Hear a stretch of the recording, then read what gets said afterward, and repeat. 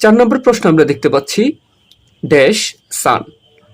দেখেন, সান হচ্ছে পৃথিবীতে শুধুমাত্র একটি আছে এমন বস্তু।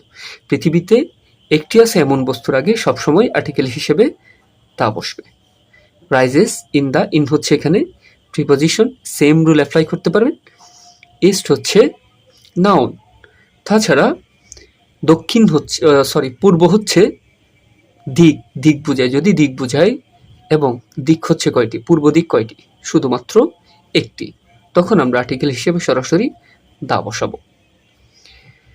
5 নম্বর প্রশ্নে আমরা দেখতে পাচ্ছি ড্যাশ মাউন্টেন এভারেস্ট, পর্বত শৃঙ্গ। পর্বত শৃঙ্গ যদি বোঝায় সেক্ষেত্রে এর আগে আর্টিকেল হিসেবে সবসময় দা বসে। এরপর ইস ড্যাশ হাইয়েস্ট।